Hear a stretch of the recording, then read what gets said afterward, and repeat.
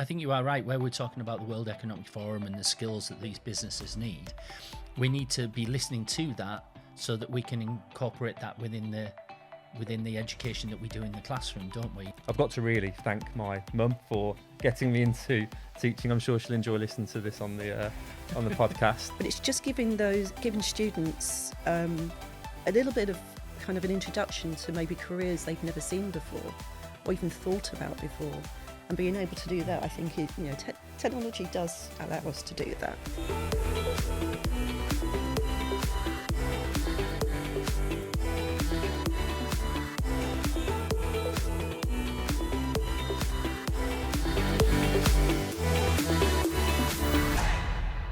Hi and welcome to this episode of the Empowered Podcast. This series will be exploring the impact of EdTech in and out of the classroom. My name's Ricky Brown and I'm an Apple Professional Learning Specialist at Sync. Today I'm joined by Sarah Bramley-Dymond from Redmaids High School and Richard Anderton from Arthur Terry Learning Partnerships. And today we're going to talk about how to break down the barriers of the classroom to inspire future aspirations. So first of all, welcome Sarah and Richard. And let's start this off with asking, what does a successful connection between industry and the classroom mean to you? And let's ask Sarah first. I think that within the classroom, the way we like to view it is that we're actually preparing our students for the wider world, and for them to have the sufficient skills to determine whichever career they want to have, whichever career the path they want to go on, and also change to allow them to actually kind of think about a career path that then they'll see something else, but at least they know they've then got the skills to actually change their paths and choose a different career. So in a way, it's kind of giving them those core skills. I think that's what we try to do. And then it allows them to kind of be creative with their decision making and just decide which path kind of suits them, maybe even further down the line, because I think sometimes we think that their education careers is kind of finishes when they have their degrees. They attain their degrees, and then the jobs afterwards, it's kind of all preordained. But I don't think it is. I think that sometimes, they can actually hark back to something they really enjoyed when they were at school. I think that's really interesting. And I remember when I was at school many years ago, that we used to have careers advice, and you used to be told that these are the jobs that you can go into. Yep. And I think nowadays it's about where does your passion take you? That's it. And what do you need to do in the future? What about you? Same question to you, Richard. So when we were thinking about our one-to-one initiative, Learning Futures, we really wanted to understand the children that we teach. And in our schools at the moment, we've got two generations of children, Generation Z and Generation Alpha. And what we found out about the predictions for the future for them was really interesting. So by the time Generation Alpha reaches adulthood, they'll be the most educated generation in history. Due to technology and the instantaneous information available to them, they'll go knowing more and deeper than anyone else. Generation Alpha are also extremely tech savvy.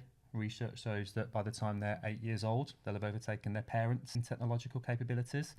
And finally, both Generation Z and Generation Alpha are predicted to have more frequent career changes than anyone in history due to AI, robotics, automation, playing an even greater role in the world of work. So for us, we really wanted to ensure that we're providing our children with the skills, the values and the knowledge to succeed and thrive within this ever-changing digital world. And for us, equitable access to one-to-one technology, really embedding it within the curriculum and allowing children to thrive within that was a key driver for us. So what are you doing currently in your schools? And again, please explain the different types of schools, because I know you've got different types of schools and where you are. What are you doing in your schools to prepare them for this future work? Sarah? So I'm from an independent school, which is an all-girls school, and it's the oldest independent girls' school in the country. And I think one of our mantras is to actually kind of keep our students ahead, ahead of the curve as far as technology is concerned. So we've had one-to-one technology with iPads for the last 9 years. And we've watched the development, we've been analysing the development of how students are responding to personalised learning, constant access to resources. So we're trying to kind of encourage the independent learning and the creative thinking and the critical thinking, and just developing that side of our students so they can actually demonstrate their understanding by using the different tools that are actually available on the iPad. And what about yourself, Richard? So our trust, the After Learning Partnership, is 23 schools, 16 primary schools, 6 secondary schools, and an alternative provision setting. And we've been on an 18-month journey through all of our schools going one-to-one, with the last 12 schools going one-to-one in September, so very new in comparison to yours. So we're still early days in transforming the learning and what that looks like. But for us, simple things like children being active participants and taking more responsibility in their learning. Children from year 1 take their devices home. They're in charge of charging them, bringing them into school every day. And we've seen real positives of children being those active participants and not passive. So I think that as well is really important. And similar to yourself, children taking ownership in their learning, having the resources available to them to thrive, and then making the right decisions to be able to independently utilise those tools to the best of their abilities. And I think that's this change in practice of what they've been doing and how they're doing it. There's something in it for them teachers, isn't there? And has this been an easy process to change the practice in schools, Sarah? I'm going to be really honest and say no, it's not been easy, because I think some staff need to find the value, and they have to see where it's going to, what the impact's going to be for them. And when they do see the value, I always try to say to them, find the quick win. Find something that you think that it's actually going to just make things a little bit easier. It's going to improve the quality, again, talking about feedback, to improve the quality of your feedback. And it's one thing that we're working towards at the moment, is having a look at digital feedback properly, to really, really kind of dig into it to see how it could actually just give our students a kind of more authentic response to their work, rather than good or a tick. To be able to actually supply, voice notes. And one of the things I'm working with one member of staff at the moment is it's one of our drama teachers, and she's giving feedback on videos. So she was using interactive videos from ClickView, and I thought that was really innovative and really, really clever. And the girls were getting their feedback and hearing and seeing the feedback on there. But now she wants to actually voice it. She wants them to hear her voice. She wants them to know that it's her responding and why she's responding in that way. And I think that's really, really important, because then each of the students feels as if they've been seen. And they feel as if it's, that feedback is especially for them. But, how has change management worked? You've got a lot of initiatives there. So how has that worked for your staff? I think that change management is always one of the most challenging things, isn't it? Especially when it's across multiple schools. It's about, I think, like you said, first of all, finding those quick wins. When there's change happening, teachers want to know what's in it for them. So really showing the efficiencies that technology can bring, the enhancements to practices such as explanation and modelling. Ultimately, teachers are in the profession because they're passionate about teaching and learning. And for me, I really wanted to position Learning Futures as a teaching and learning implementation, so that it wasn't seen as a bolt-on or an add-on or another thing. It's something that's embedded within everything you do, but we can do things more efficiently, more effectively, and support your workload as well. Of course, it's a journey. We're still on that journey, and different schools, different members of staff are in different places, which is absolutely okay. But we've got a clear vision of where we want to get to and how we're going to do that. And I think that's really important, isn't it? Having that clear vision about where you want to be and how you want to get there. And if I may say, it's the why behind that. I'm going to ask you a bit more of a personal question at the moment. And why did you both become teachers? So after leaving university, I had a chance to volunteer as a teaching assistant with my mum, who has been a teacher for 25 plus years, worked in primary, secondary and alternative provision settings, so really, really experienced. And she was Senko at the time in a school in Coventry, and she asked me to come and volunteer. She said, please don't embarrass me in front of my colleagues. Don't do anything silly. So I had to make sure I was obviously, very, very mature, very serious. And I've got to say, it was the first thing I'd done that I really saw myself making a difference and an impact. So I worked with the same group of children and followed them across different subjects. And then that led me to want to go into primary school teaching and working with the same group of children. I've got to really thank my mum for getting me into teaching. I'm sure she'll enjoy listening to this on the podcast. But then that's what led me into teaching as well. And ultimately, I'm passionate about teaching and learning. And I really see EdTech as a vehicle to be able to effectively deliver teaching and learning. And that's what has led me into the current position I'm in now, working centrally across all of our schools as a digital transformation lead. So no longer teaching, but working with senior leadership teams as part of the school improvement team, really driving forward the effective use of technology within the classroom. So taking it from what you've just said there, that making a difference that you really saw at that very beginning has just slightly tweaked, but you're still making a difference at different levels. And you're still doing that now, making a difference across all of those schools. So that why has stayed with you from that very first thing. So yeah, thank you very much to your mum, because obviously you're doing a great job. What about you, Sarah?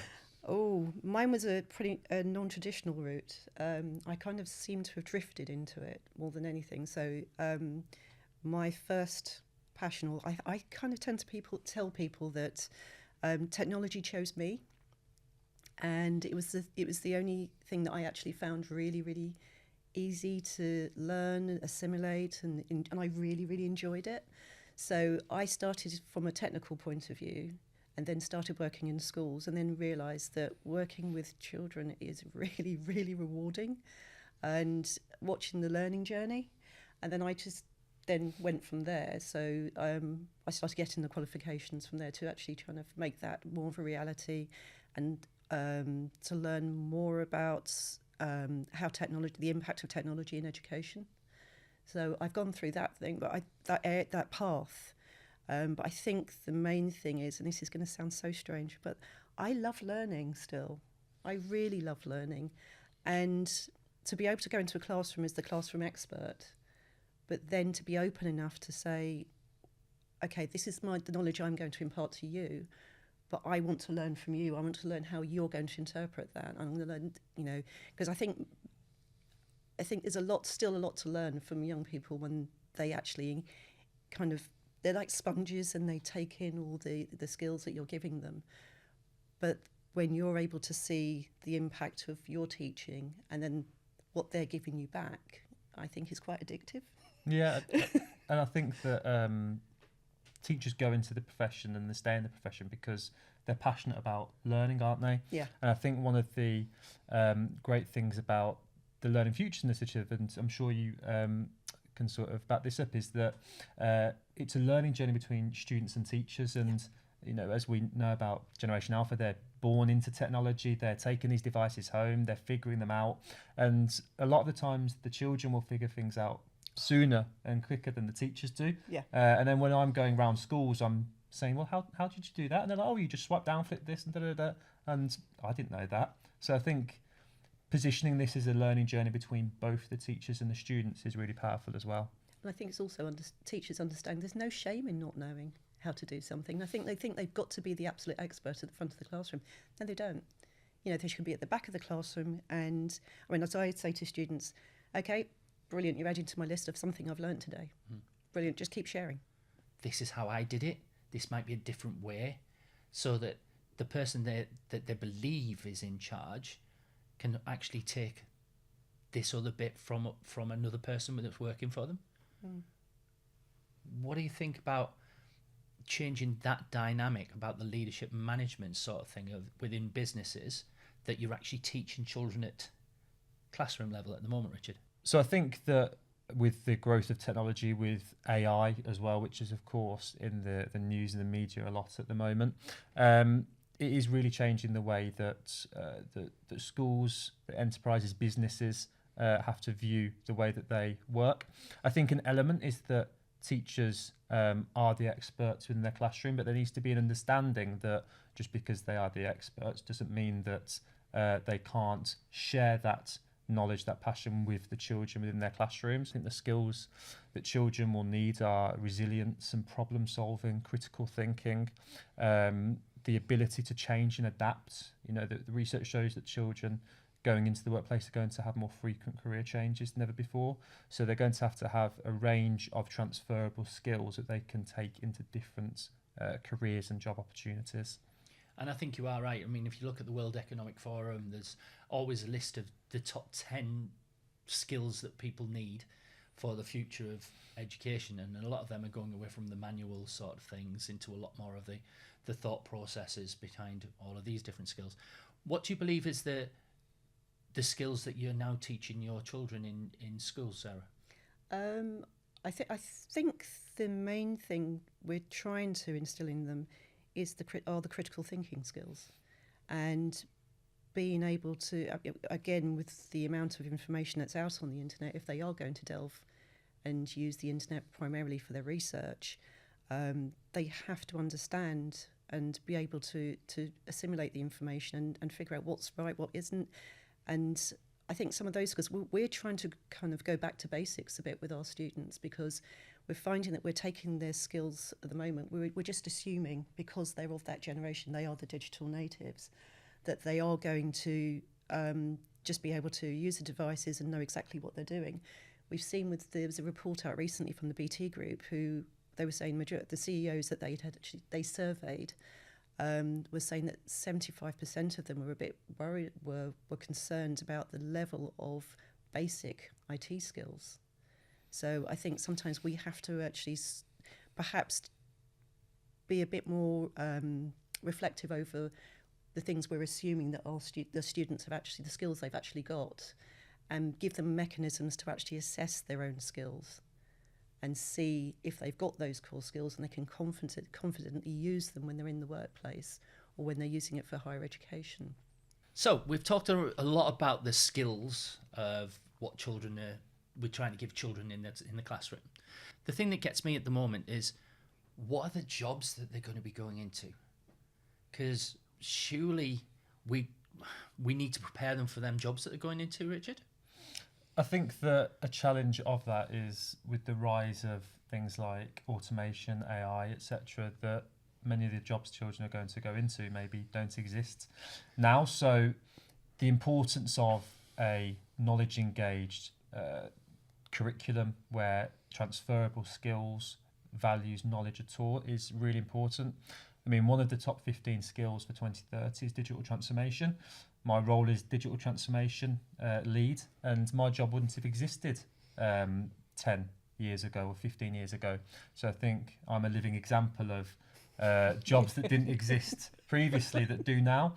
And I think for me, moving from being a teacher to this role has meant that I've had to develop and bring a lot of transferable skills. I'm doing things that you don't get trained to as a teacher, such as project management, PR, podcasting. Yeah. So lots of things that are new to me, and through the development of being able to adapt, change and be resilient and a problem solver, you're able to thrive within that. So I hope that the children that we are educating are able to develop those skills so that they can move from job to job or career to career and do that successfully. And I bet at the moment you didn't think when you were working with your mum as a teaching assistant that you'd be in this position that you are now and talking to the people that you are now. I mean, you've been on different podcasts in different places and with some quite high companies. Yeah, and I think the opportunity to work with industry is really important. I think education can learn a lot from industry and industry from education as well. And I think that bridging those two together is really important. I think that that's happening more and more, but we really do need to bring industry and education together so that the two can benefit from each other from a stakeholder point of view with our employees, but also with our young people as well. And I think you are right, where we're talking about the World Economic Forum and the skills that these businesses need. We need to be listening to that so that we can incorporate that within the education that we do in the classroom, don't we? And if we can make those links between industry and classrooms so close that we can get them in and talk about different other bits and give the students the chance to experience these businesses, then that would be something beneficial. Are there any examples that you've got, Sarah, that maybe you have that you do things within your classrooms or extracurricular that would give them some sort of different outlook in life? Yeah, we've got a massive project that we've been working on in the last 3 years, and that's where we have embraced the creative technology and exactly bringing industry into it. So we've got it's something called the 48-hour film challenge. So this is where we're challenging students to create a film from scratch in just 48 hours. So it's a model that's been out there for quite a while with adults, but it hasn't been brought down to a school age. And we're giving students a chance to kind of see what the film industry is about within the 48 hours. There's all sorts of areas that they can actually kind of become involved, but have fun doing it. And this is something we pitched to, because in Bristol we've got an incredible film industry, and we pitched it to some of the kind of key players in Bristol, including IMDb, and they were on board and they decided that they wanted to be involved. And so we have the 48-hour film challenge, and it isn't just for our school. We've actually spread it across Bristol. We've had, I think, in the region of about 72 teams, so 72 films over the 3 years, and that's reaching out to probably about 400, 500 students. So it's been an amazing experience for them because they're having fun with it, and also parents are getting involved because it happens over a weekend. So parents can become involved. They can see what their children are actually capable of. So it's not just maths, science, art, whatever. They can actually see how all those skills are being applied for one project. And of course, there's a deadline at the end of it because it's within the 48 hours. So that adds the pressure. It adds the kind of excitement as well. And out of that, we ensure that we actually celebrate every single child. So every child gets a medal, because it's like completing a marathon.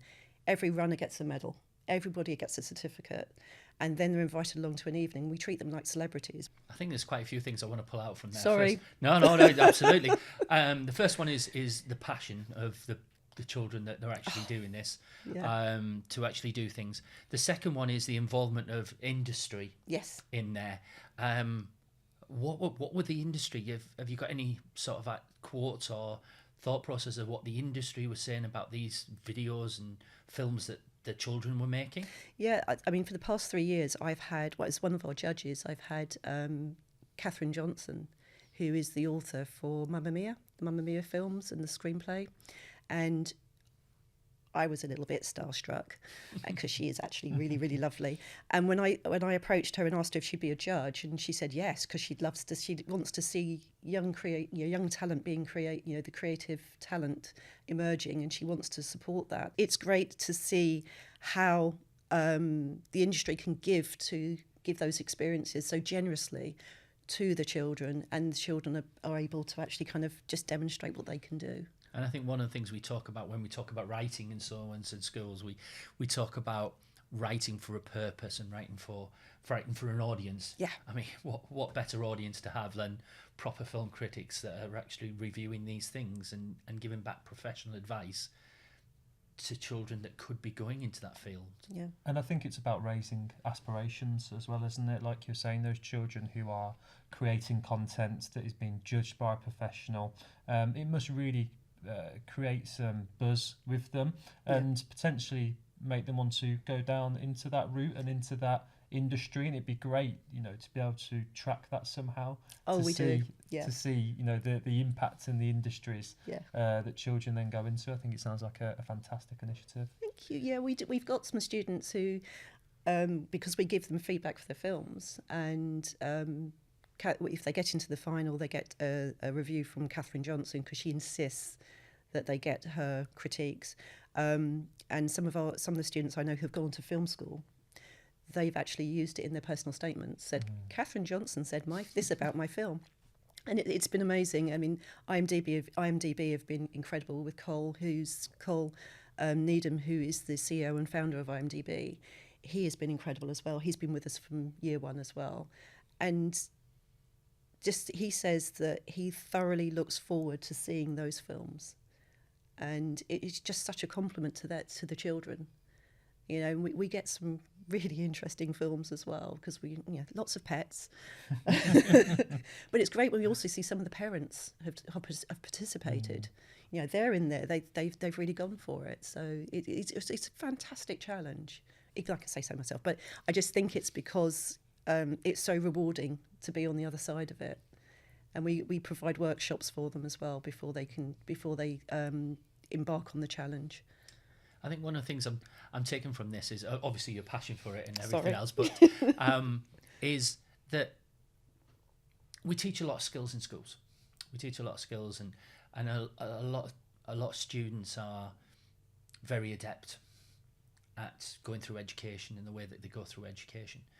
But things like this open up, like you said before, Richard, they open up the aspirations of some children, and we're opening up the doors to many, many different careers because of the way that they want to learn and how they want to learn and how they want to show their understanding.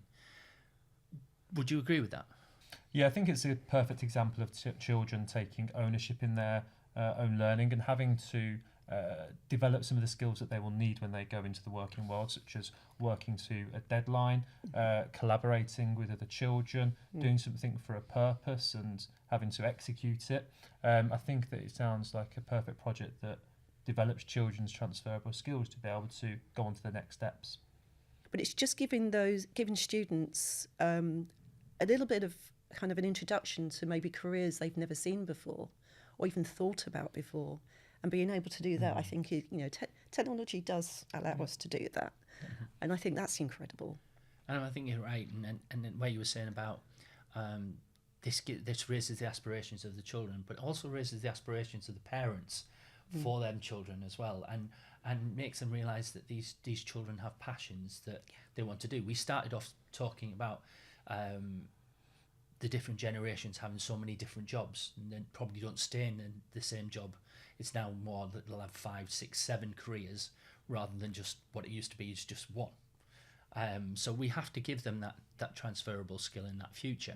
So what is it that that you would like to do, Richard, with Learning Futures to bridge that gap? We started talking about bridging that gap between industry and curriculum and classrooms.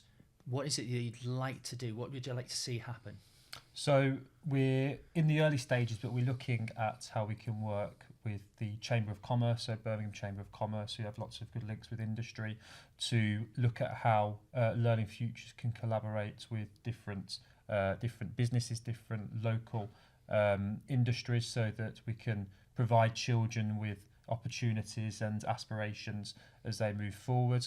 We're also launching our Student Learning Futures leads, and we've just appointed 5 new hub leads who are going to work with hubs within their schools, and one of those is launching that initiative, and we're going to look at things like app development, visits to the Apple Store and visits to other industries to really be able to start showing children the fantastic things that they can do with technology that they potentially will be doing in the future.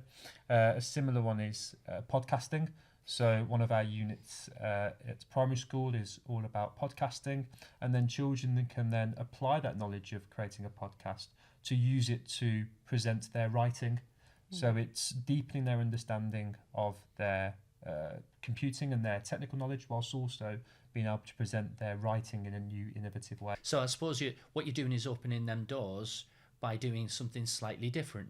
And I'm assuming for those student roles, they have to apply, they have to do all of the things that you would normally do in a business. Exactly, there's a job description for it that children then have to apply for, and there'll be senior Learning Futures student leads who will take the applications for the younger children, and then buddy systems, so that the older children who are in sixth form can support and coach the younger children. So not only is it student leadership, but it's cross-phase, cross-school leadership where we're really trying to push the boundaries of all our young people's possibilities. Yeah, so again, like what you just mentioned there, you mentioned coaching, you mentioned, like, to an extent, coaching, mentoring, you're talking about social processes between the different year groups and all of the things that really make a big difference when you start thinking about businesses and what they're going to do and how they work.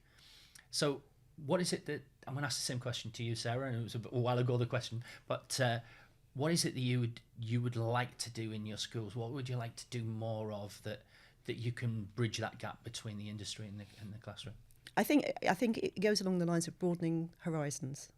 So we've just brought in a new system at school, a careers system that does all the analysis and kind of gives our students kind of some directions as to what type of career would actually suit them and suit their personality and suit their interests. And I must admit, staff have been using it more to just say, am I in the right career? But that's been really interesting because it's throwing out careers that I think some of our students would never, ever have thought of. And being able to have those students come to us and say, well, what is this about? How do I find out about it? What skills do I need? What practical skills do I need? And it's like we're able to actually facilitate that conversation. We're able to help them to actually discover that there's more than just the stock kind of careers that they may have actually had on the menu before. And I think that's what I think is the really nice thing about where we are in education at the moment, because technology is allowing us to kind of really, really explore different areas, and it's becoming really, really exciting. It may be daunting for them at the moment, but I think it will be exciting for them. And I think with initiatives that you've got there is incredible, because they can see that it's not just about being stuck behind the walls of a classroom. I know you mentioned about apps before, Richard. You actually mentioned about app creation and certain things. Is that something that you can see some of your students going into and maybe is having an entrepreneurial skill for? I think definitely. I think ultimately, as we said throughout this podcast, it's about providing children with a range of opportunities so that they can have those aspirations to go into whatever they're passionate about. And for me, the curriculum is the vehicle to be able to deliver that. So, of course, through our primary, through our secondary, coding is embedded throughout that with a range of different coding platforms for children to use, and with the ability to have one-to-one access to technology. But I think the ability to be able to create something and apply it into the different contexts is really important. I think, and again, when we're back to passions, we're back to aspirations, we're back to breaking the ceilings of what they believe they can achieve and certain things, isn't it? We're back to what was that passion in the first place? And I think both of you were virtually around the days about making a difference and about a love of learning. And if we can instill that using technology, then surely we should be in a good position, shouldn't we? I think so. I think technology has kind of broken down those barriers of being able to explore so many things from one place. So, the device they have in front of them can take them across the world. It can take them to different realms, different areas and careers and all sorts of things. But they do need the guide. They need the guidance to kind of take them on those journeys. And it's also a thing that we're finding as well, that it's kind of going, because of AI, we are having to think about how our students are actually demonstrating their learning, and that they're not just kind of learning by rote from something that's been churned out by one of the machine, AI machines. So we're now constantly having a look at how we can allow what tools we can give students so that they can actually articulate their learning, and so that they're not just writing an essay, they can actually explain. It's almost like the Viva for a PhD, to actually prove that the learning is theirs. And it's fine, because I think AI, we're going to have to think about it as a tool, and our role, I think, is going to be to actually guide students in that way for responsible use, ethical use, but also ensuring that the learning is there, because when they sit down to an exam paper, it's just going to be them and the exam paper. They're not going to have access to all those devices. So it's just ensuring that the learning is embedded, I think. And that's going to be one of the challenges, I think. but it's going to be an interesting one, I think, for industry and how that's going to evolve. And again, it's going to have the impact it's going to have in the classroom. I think over the next 10 years, we're going to see a dramatical shift in education. We've seen the recent news of AQA saying that by 2030, they'll move to digital exam papers. Whether that will have artificial intelligence embedded within it as well, a different question. But I think that the next 10 years, with the rise in use of technology, with the rise of artificial intelligence and move to more of a digital exam board, we'll really have to change the way that schools think in order to ultimately prepare children for a world that they're going to go into, careers that they're going to go into, which will rely heavily upon being really confident in the use of and appropriate use of technology. And I think you are right. I mean, at the end of the day, the technology that's actually now in the hands of students, that really that technology has to be learned and to an extent discarded, because there's going to be something new, quicker, faster, smarter that's coming along that maybe these students that we're teaching now are actually going to create in the future.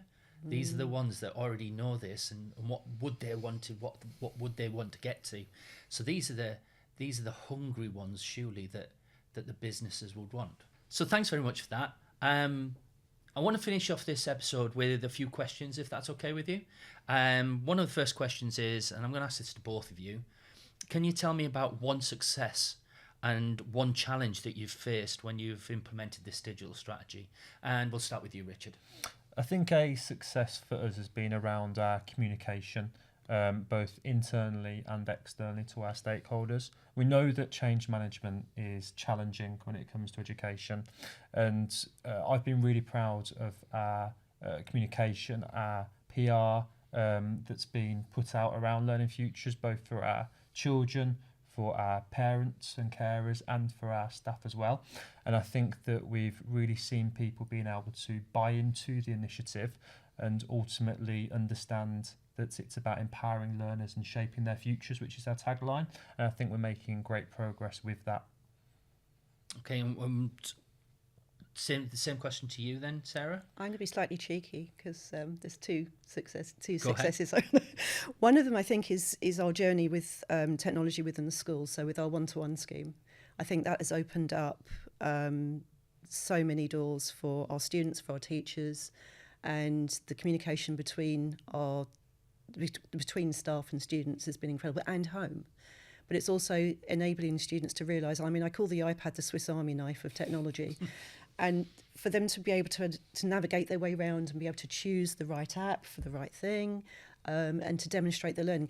I think one of the greatest things that I thoroughly enjoy is wandering through our school and just seeing how the technology is being used. And it brings a smile to my face, because I'm seeing students running around filming each other. I'm seeing them creating animation. I'm seeing them doing incredible art, creating music, doing their research. It's just so flexible, such a flexible tool. And I think that's been an incredible success for as far as I'm personally concerned, because it's a journey that I've been on over the last 9 years or with it. And I'm going to be cheeky as well, because I'm going to say the other kind of success has been the 48-hour film challenge, because that's been a journey. I think that's been a personal journey for me. It's something that I've seen transform students, and I've seen create opportunities, but it was from a concept that was very, very small, like a little itch that I had to scratch. And I sat there with some students and I said, I really think this would be something that would work, and they were all on board. And they keep checking in on me. They're all at university. They've all graduated. Some of them graduated now. And they check in, just say, how's the challenge going? Because it's a journey they were on as well with me. So I think that's kind of been incredibly powerful success as well. And have you got a challenge? The challenge would be the challenge. The challenge, I think, is winning over staff, hearts and minds, because there's always the people that are quite resistant to change. As we know, it's natural.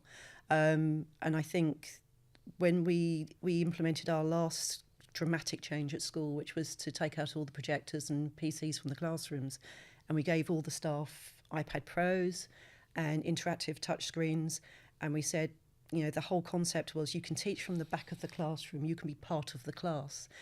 And I was expecting such, more resistance, but they have been amazing. And I think it was the approach. The challenge was to make it accessible for staff, to not seem as if we're giving them too much more to do. It was something to complement their teaching, to make it just an integral part of their day, so that they actually had the classroom under their arm as they were walking from class to class, and be able to just get on with the lesson and enjoy teaching. So whether we weren't expecting them to, to create some dynamic, they use Kahoot and things like that, so they've got a dynamic classroom happening and quizzes and Quizlet.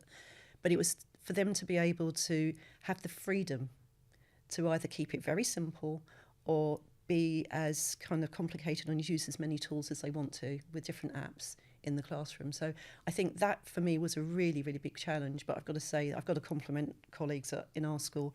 They have responded really, really well. And I think what you're saying is it's about, I'm going to bring your communication back in here. It's about making sure you communicate what you're after and what you're trying to do, but giving them that little bit of freedom to let their passions run free, to do what they believe is right. I think that's what it is.